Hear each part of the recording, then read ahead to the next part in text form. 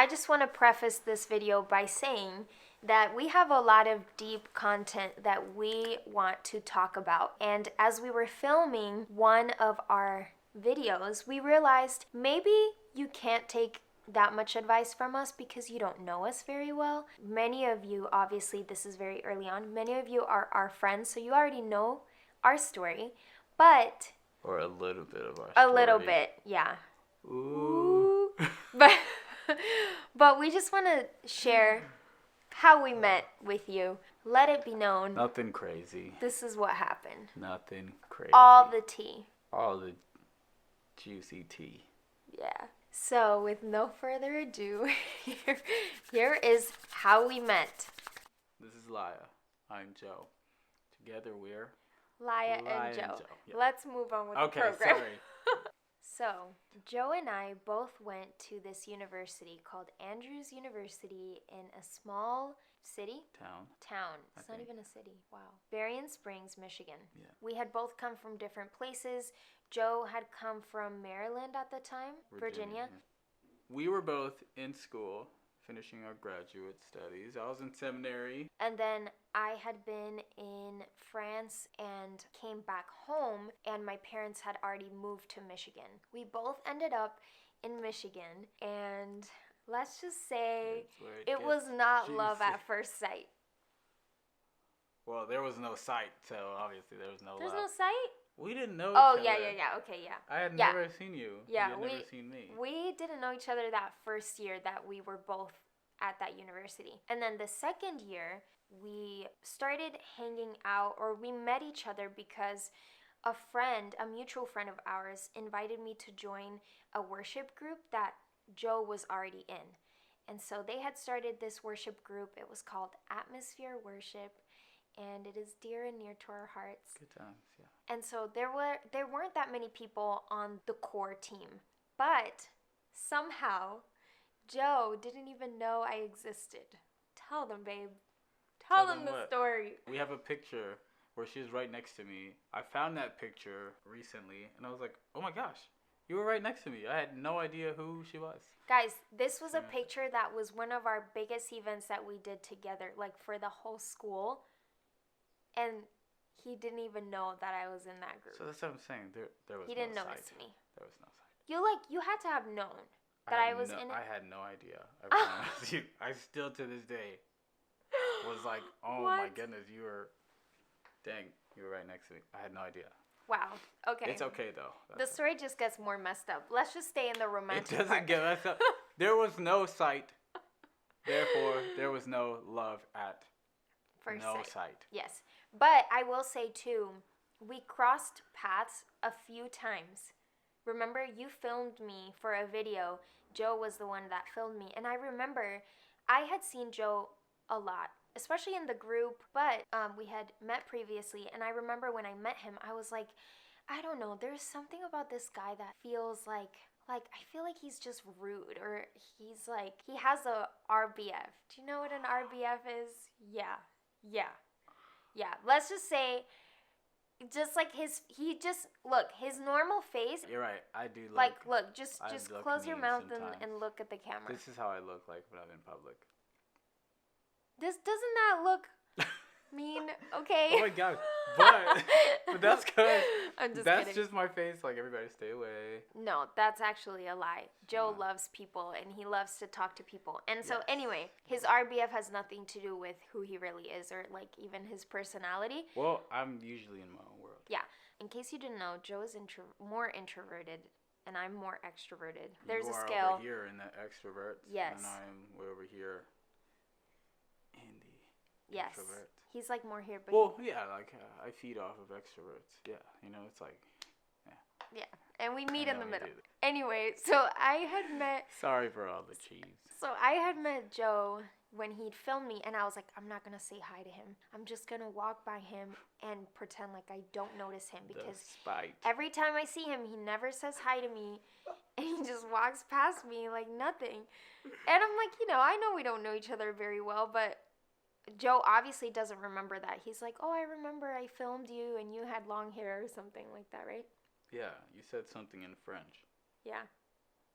That's probably why That's we about couldn't it. understand That's each about it. other. Yeah. Anyway, we had met a few times, but we hadn't really created any kind of relationship, right? I started holding potlucks at my apartment. Yeah. And a group of people, I started inviting groups of people over to eat and to hang out and have food, and Laia was in that group. Yeah. And when I started noticing you is that you and like 2 or 3 other people would stay behind after everybody had left to help me clean up. And I thought that was super nice. And then during that time, I had started being interested in another guy, not Joe, obviously. Like before I liked Joe, I liked this other guy. And so I wanted to bring that guy to my house to meet my parents, but in a context of like a friend group, so, it's always good to introduce people within a group of friends. So it's not awkward and you get to hang out and whatever. So, and my parents actually hadn't met any of the friends that I brought home by that point. So it was a few people, and Joe was one of those people. And so we went to my parents' house. I introduced this other guy to my parents, and my parents were really nice. It seemed like they were, hitting it off. And then we had like a small worship together, and Joe was trying to, help the situation out as a friend. Yeah, so I talked to my mom, and I was like, so what did you think about everybody that I brought? And, this person in particular.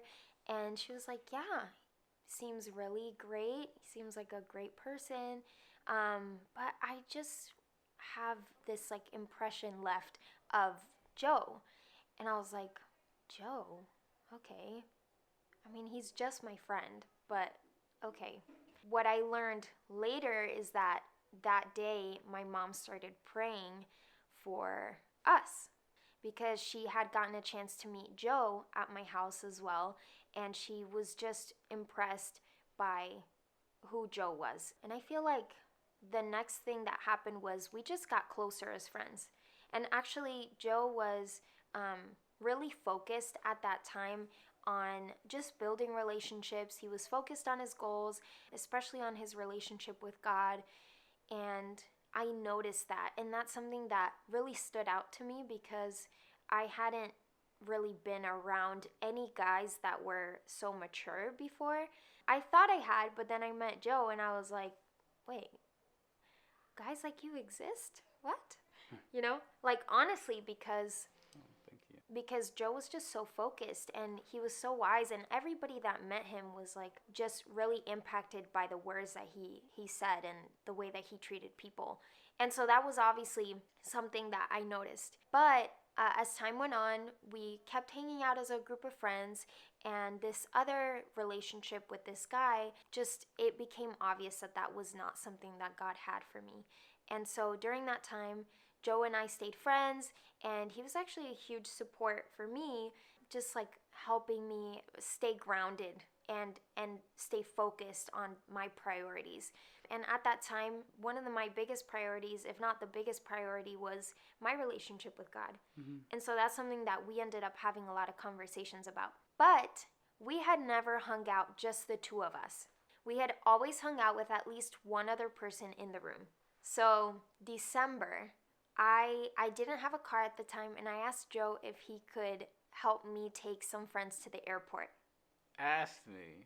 Yeah. I'm jumping in on this one. Yeah. Do you mind if I jump in on here and there? Okay. She told me, she volunteered me to take these people. Yeah. Our friends, obviously. Yeah. Yes. That's great. Yes. She was like, and you gladly by the accepted way, too. We're taking some people to the airport. You gladly accepted. I was like, oh, okay. So we took them to the airport, and this was in Chicago, about 2 hours away. So we take them to the airport, and then we're heading back, and Joe was like, you know what, why don't we just hang out here in Chicago? Let's just, grab some coffee or do whatever. Because we're friends, nobody else is around, everybody's leaving, going home from school. Yeah. As friends. Yeah, and at that time, truly, just friends. We were just friends. Like, there was nothing there. We weren't, like, there wasn't even any, I think, physical attraction even. We were just friends. Really good friends. If it sounds like I'm friend zoning her, I was completely friend zoning her. Yeah. Well, that's true, And but you'll I hear feel more like about that's that. another. You'll that's hear more about that. That's a topic for another time. There was a reason for that, but So, what happened? no, go ahead. We were in Chicago. Oh, we were in Chicago. We stayed. And Joe was like, "Oh my gosh, you know what's a really cool place to visit is the Hancock Tower, right? Yeah. That's what it's called. Yeah. And you go up and you see the entire city of Chicago, and it was kind of around sunset time anyway. So we ended up seeing the sunset. Too expensive to order anything. To be up there, yeah, you got to order something. Yeah. It's like, all right, I'm gonna get a Coke. Yeah. Get a water. That at that moment, I felt like really happy. I don't know how to explain it, but it's not that I felt attraction to you or that I thought something was happening, but I felt like something. Something was different inside of me. I think you were inspired. Yeah. Yeah, we were sharing our dreams with each other and everything. So, we were getting really inspired together.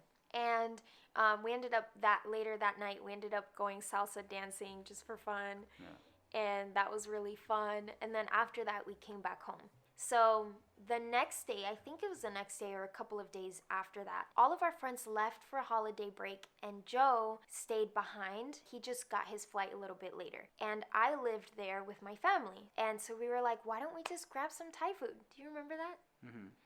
So we grabbed some Thai food, and then I think we just watched a documentary or something on TV at his apartment. And I remember at that time you sat on the floor because you didn't want to sit too close to me. Boundaries. Yeah, boundaries. That night we had a conversation about us never having a friend of the opposite sex that didn't have an agenda for us or me for them. It was like, man, this is really nice. And that's the first time we told each other, yeah, I love you, wholly as a person.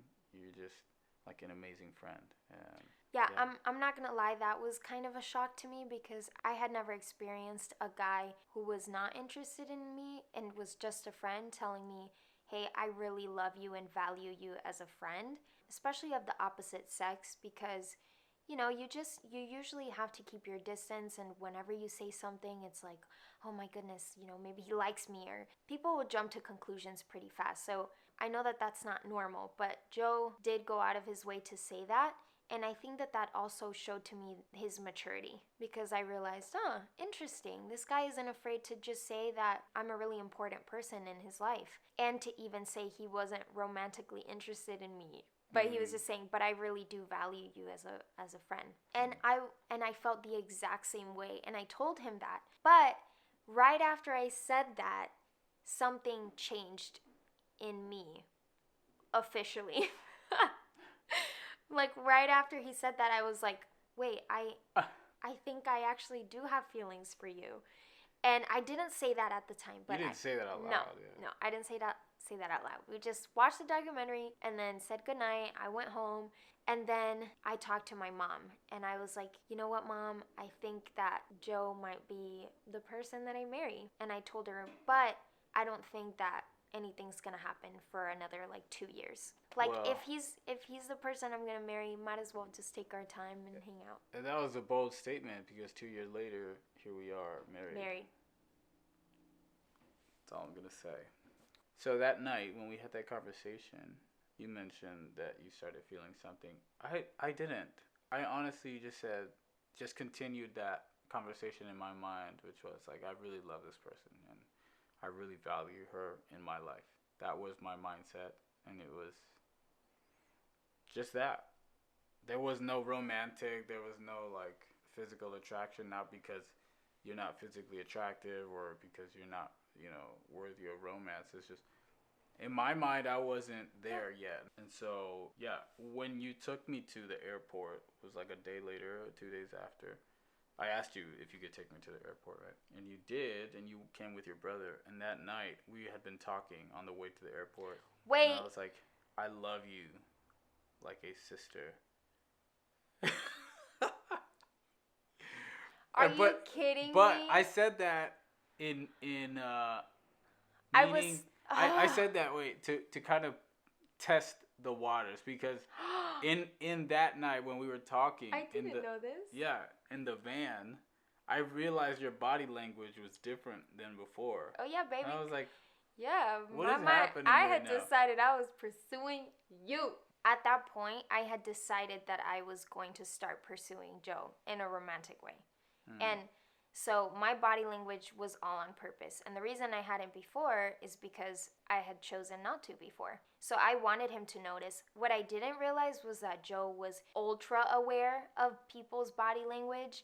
And so, like, I could have been subtle about it, but I didn't know how much he realized my body language had changed.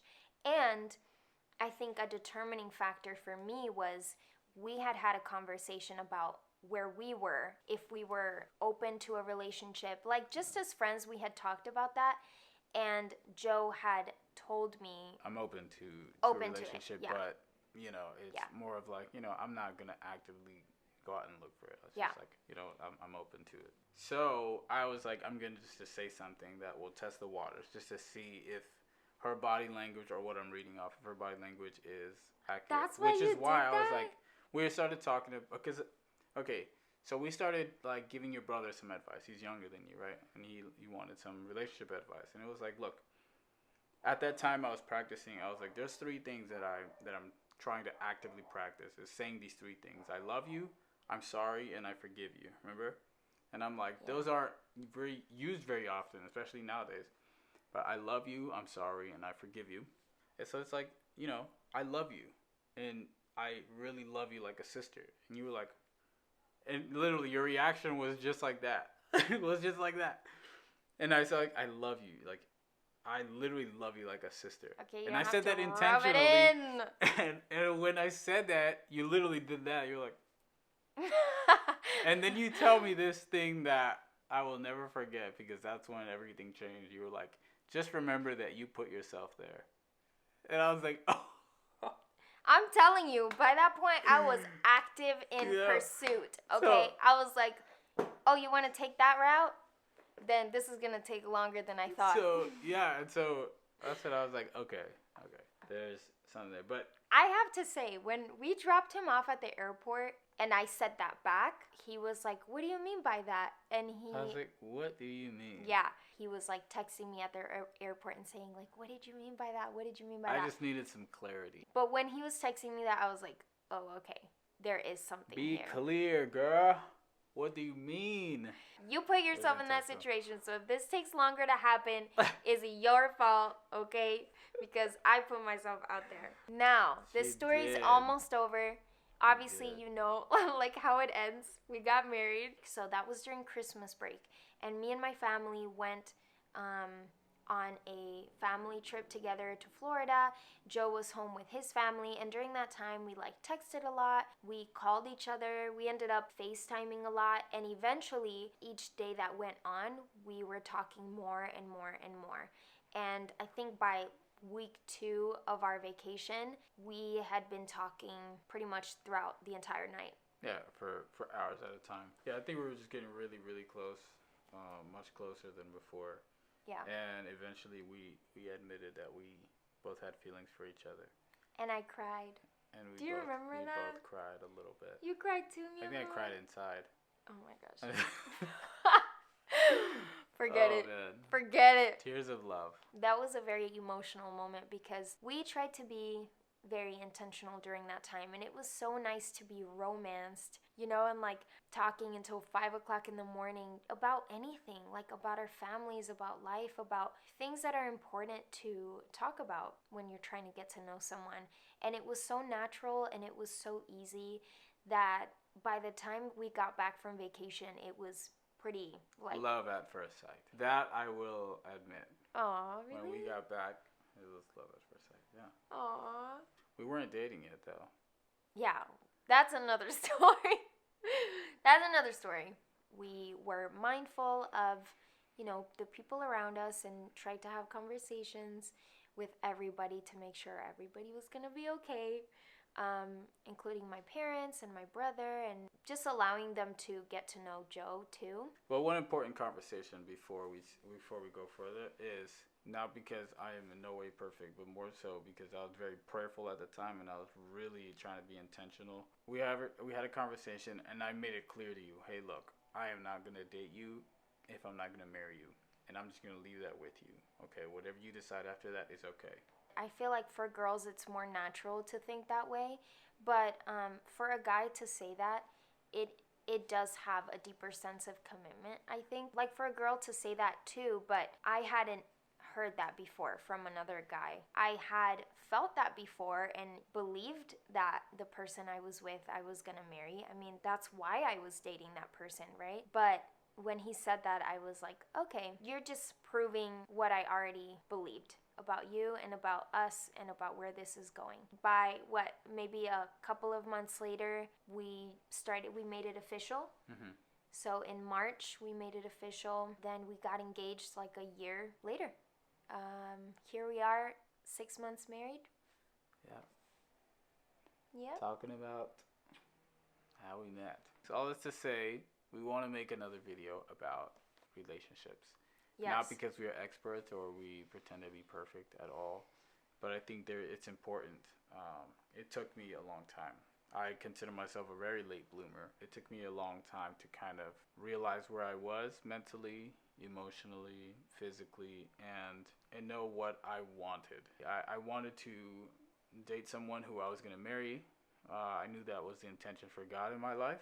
We became best friends, and that I consider myself super lucky to have that. Yeah.